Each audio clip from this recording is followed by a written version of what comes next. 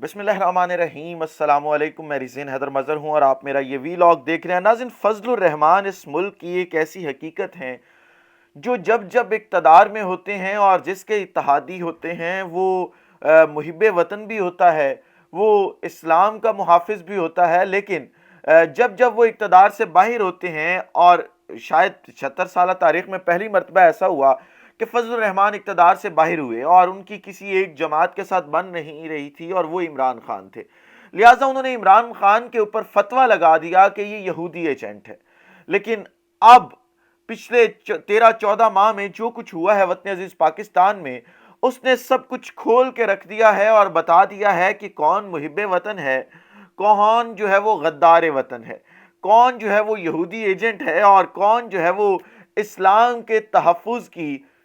नामूसे रिसालत के तहफ़्फ़ुज़ की बात करता है। इसराइल एक और वफद रवाना हुआ है,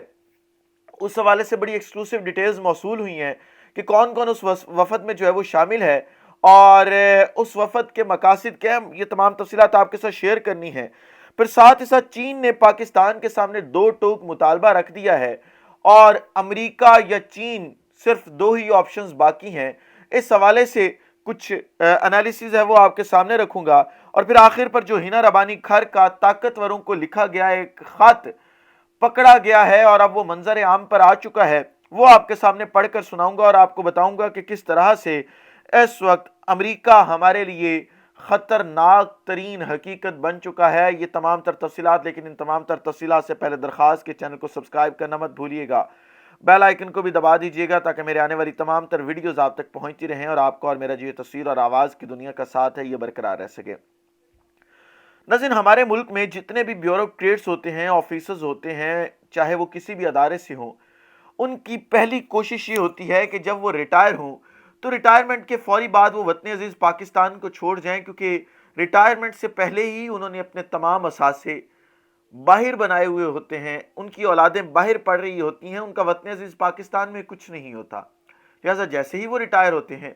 फौरी तौर पर वो फ़्लाइट पकड़ते हैं और बैरून मुल्क रवाना हो जाते हैं। फिर हमें ये ख्याल आता है कि ठीक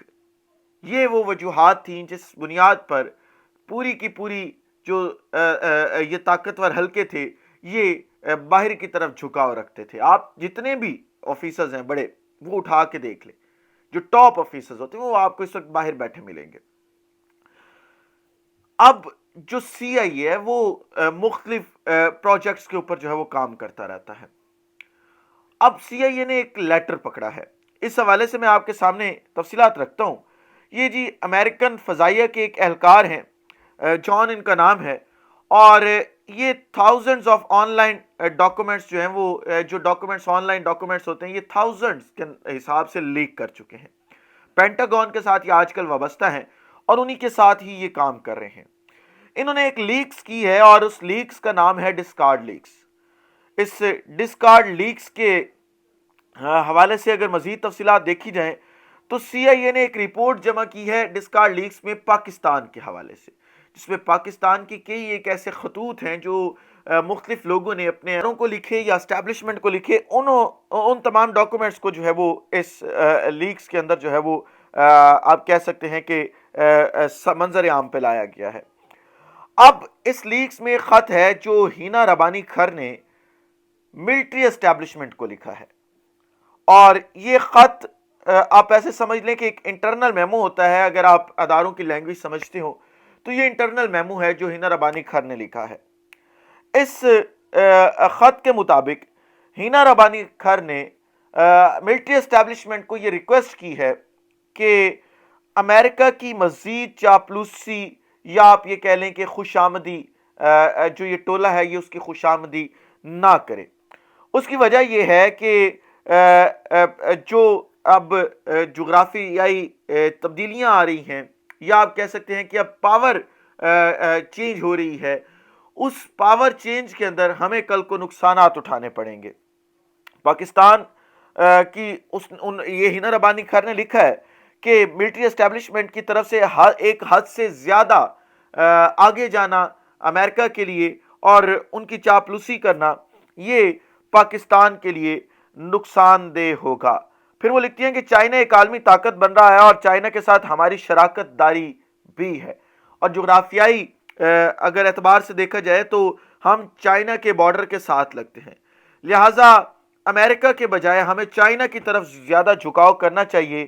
اور اگر عمران خان صاحب والا وہ جملہ کہ آپ نیوٹرل رہنے کی بات کرتے ہیں تو نیوٹرل رہنے میں ہمارا ہی نقصان ہوگا، کیونکہ جب یہ پاور چینج ہوگی پاور پالیٹکس میں، اور پھر نئے بلاکس بنیں گے، نئے بلاکس کے اندر پھر ہم کہیں پہ بھی سٹینڈ نہیں کر رہے ہوں گے، ہم کہیں پہ بھی کھڑے ہوئے نہیں ہوں گے اور ہمارے ہاتھ کچھ نہیں آئے گا، لہٰذا ہمیں امریکہ کو چھوڑ کے جو ہے وہ اب چائنا کی طرف جو ہے وہ زیادہ جھکاؤ کرنا چاہیے۔ دوسری خبر جو آپ کے ساتھ میں نے شیئر کرنی ہے وہ آپ کے سامنے اسرائیل کے حوالے سے ہے۔ وہ فضل الرحمان صاحب جو عمران خان پر یہودی ایجنٹ ہونے کا الزام لگاتے تھے، اب اس وقت ان کی اپنی پچھلے 13-14 ماہ 15 ماہ سے حکومت ہے، اور ہم نے دیکھا کہ جس طرح سے پچھلے 13-14 ماہ میں اسرائیل کے ساتھ تعلقات استوار کرنے کی کوشش کی گئی ہے، جس طرح سے وفود بھیجے گئے ہیں، ماضی میں ایسا ہمیں ہوتا ہوا دکھائی نہیں دیا، لہٰذا اب ایک اور وفد جو ہے وہ روانہ ہونے کے لیے تیار ہے، یا ایسا سمجھے کہ روانہ ہو چکا ہے اسرائیل کے لیے۔ پہلے ایک وفد آپ کو یاد ہوگا کہ احمد قریشی نامی شخص جو کہ پی ٹی وی کا ایک سرکاری ٹی وی کا اینکر ہے، اس کی سربراہی میں بھیجا گیا، لیکن اب ایک اور وفد جو ہے وہ بھیجا جا رہا ہے۔ یہ پاکستان کی 76 سالہ تاریخ میں تیسرا وفد ہے، یعنی ایک وفد نواز شریف کی پچھلی دور حکومت 90s کے اندر جب وہ وزیر اعظم تھے تب بھیجا گیا تھا، دوسرا احمد قریشی گیا، اور تیسرا وفد یہ ہے۔ اب یہ میں کوئی اپنے آپ سے بات نہیں کر رہا، یا میں کوئی آپ کہہ لیں کہ کوئی من گھڑت سٹوری کر رہا ہوں، یہ سٹوری کی ہے جی جنگ اخبار نے۔ جنگ اخبار نے بھی کی ہے، ہم ٹی وی نے بھی کی ہے، اور اب عالمی میڈیا بھی اس سٹوری کو جو ہے وہ کور کر رہا ہے۔ اس سٹوری کے مطابق پاکستان سمیت ایشیا کے مسلمان ممالک کا ایک وفد اسرائیل روانہ، جو کہ اس ہفتے شراکہ پروگرام میں شرکت کرے گا۔ اس حوالے سے شراکہ کی جو ایگزیکٹو ڈائریکٹر ہیں فرفار مان ان کا نام ہے جی، انہوں نے بھی انٹرنیشنل میڈیا سے بات کرتے ہوئے بتایا ہے کہ اس ہفتے اینٹی اسرائیل ممالک کے جو نئے انٹلیکچوئلز ہیں وہ ہماری جو یہ شراکہ پروگرام ہے یا شراکہ کانفرنس آپ کہہ لیں، اس میں شرکت کرے گا، اور وہاں پہ نئی نئی چیزیں جو ہے وہ ڈسکس کی جائیں گی۔ آپ ذرا یہ دیکھیں کہ ہمیشہ ایسا کیوں ہوتا ہے کہ جب جب ان لوگوں کی حکومت ہوتی ہے تب تب یہ ہمیں تمام چیزیں دیکھنے کو ملتی ہیں، اور